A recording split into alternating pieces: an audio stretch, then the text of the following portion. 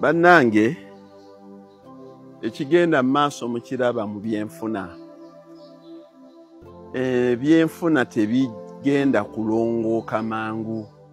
Ne bwe birongooka tebiyinza kulongookera buli omu. Okuggyako obuvunaanyizibwa buli eri buli omu okulaba nga yeerwanako, okulaba nga yeeyimirizaawo. Kuba kikwewuunyisa n'ensi ezaakulaakulana edda nazo era ne mu Amerika bakyalonda naye nga balonda ani agenda okutuleetera ebyenfuna ebituufu. Bannange, kumpi buli nzikiriziganya nze ezisinga ze mmanyi, bannabbi abalanga baggwayo. Ekyokulabirako Abakristu n'Abakristaayo Yesu yajja kati tumulindirira kudda.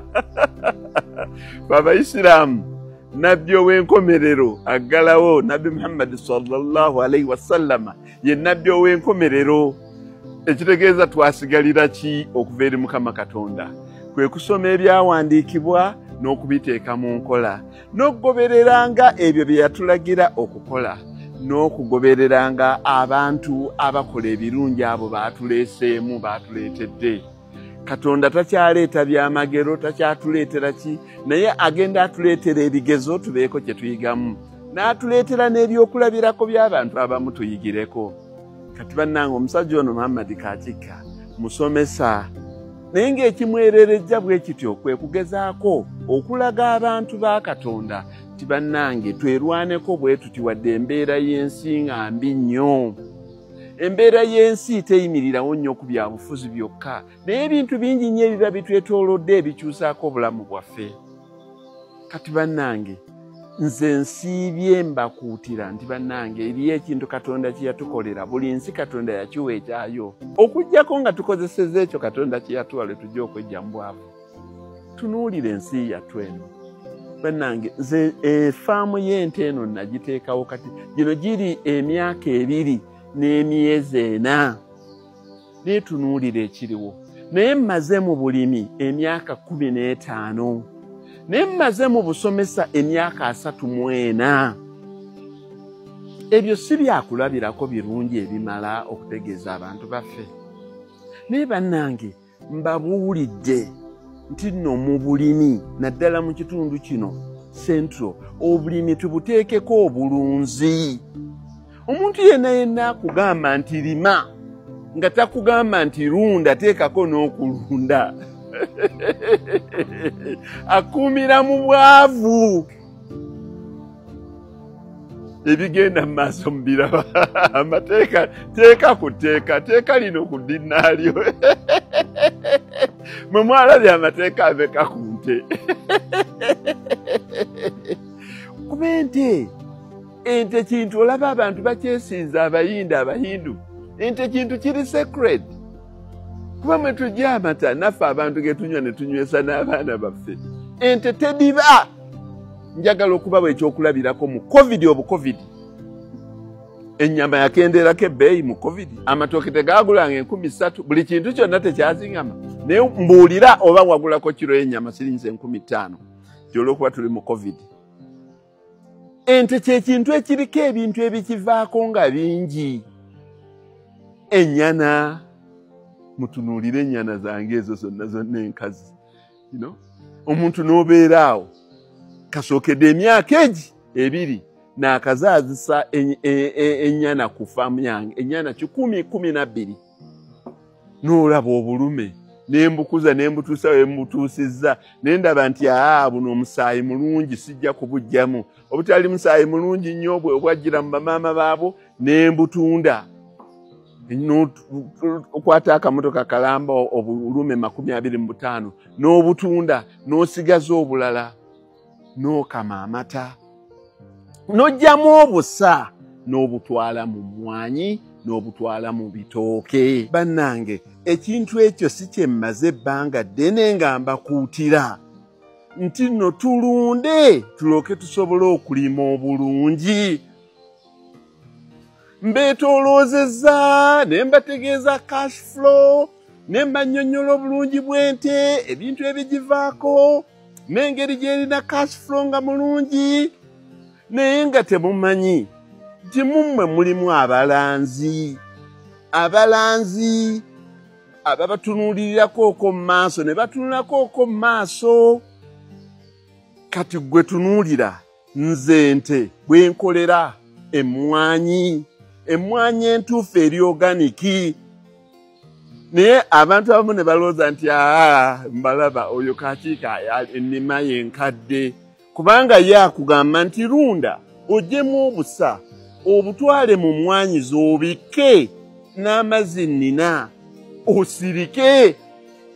Bo baagala kigimusa. NPK, DAPU, kaani babalaga ennima eyo nga okozesa kigimusa. Mumanyi bannange ekyokukozesa ebyo ebigimusa ebizungu ku ttaka lyaffe gye bijja okututuusa. Mulaba emmwanyi ey'akakiika gitunuulire nga yonna ngibisse. Mulaba obusa obwo bwonna kati obwo ekituuzizzaawo obusa waliwo obumotoka bu elfu busukka mu 100 kubanga emmwanyi eri zajjula n'obumu twabuyiwa munda eri mu mmwanyi bwajjula. Kyenavudde nsekerera abantu abamu beepulira nga bagatya temumbuulira bya mmwanyi, nze siri wa mmwanyi, nze ndi wa nte, ffe twakulira ku nte, temumbuulira bya mmwanyi. Ne mbatunuulira ne neewuunya ne ŋŋamba nti ono takimanyi nti abantu baagamba nti tebamubuulira bya mmwanyi, nga basobola okulima emmwanyi ne bagirima bulungi ate n'ente ne bazirunda kumpi n'okuzikusinza. Nze ekyokulabirako sikiraze wano mu Central Region ne mbalaga nti nno naffe tusobola okulunda ente. Lwaki ekyokulabirako ekyo bannange temukitunuulidde nnyo ne mukyetegereza bulungi nnyo? Lwaki ndafuubanye nnyo okuteekamu obudde bwange ne resources zange okusomesa abantu nti tutunuulire bannaffe abalala ebintu ebirungi bye balina tubyegombe naffe tubikozese. Omuganda agamba ate gwe ogumutaliira. Kituufu nze nnyinza okutunuulira faamu y'emmwanyi nga nnungi nnyo ntegeke bulungi era nga ne productivity yaayo y'amaanyi era mwesiimisa ne mwebaza, naye nze mmanyi ekintu kimu, ate gwe ogumu takola ki? Taliira, kubanga kati mulabe ebiriwo. Nze bwe banagamba nti etteeka lizzeeno ngeno nchuluuliza mu nte zange, ngeno ngenda mu kasooli wange, naye saagala mateeka ago agajja ne gakosa omuntu yenna. Buli kintu kyonna kibeerako ekyakyo, naye kisaanye kisange nga abakulembeze b'abantu bali visionary, batunulako mu maaso k'okusinga. Gwe bayita omukulembeze omutuufu. Abakulembeze baffe beebale kutulwanirira mu buli mbeera yonna, buli kintu kyonna ekigwawo. Gwe kwata ku nsonga ekwata ku Northern Uganda olabe nga abeeyo bonna tebajja kwekuumira wamu. Buli kitundu kyonna, ate abantu abo baba batuufu. Naye abakulembeze bano tebasaanye kulwaniranga eri, basaanye kusooka kubeera kyakulabirako eno ewaabwe. Kyakulabirako, ekyokulabirako kiri nti nga gwe akulembera abantu yogeranga nga kyoyogera era okikola. Nze njagala ogambe omuntu nti bwe tuba twogeraganya ku mmwanyi nti akakiika tayagala mmwanyi, nga kakiika alina omusiri gw'emmwanyi mu ggombolola ogusingamu oba ggombolola 3 oba 4, ne bw'ona omutwala ku district. Nze sigoberera buli obw'abantu bwe bakyusakyusa, naye nze ngoberera nti emmwanyi eno ejja kubeerawo nga bajjajjaffe baagirima ne bawangazisako, nze ngikyusizzaamu ate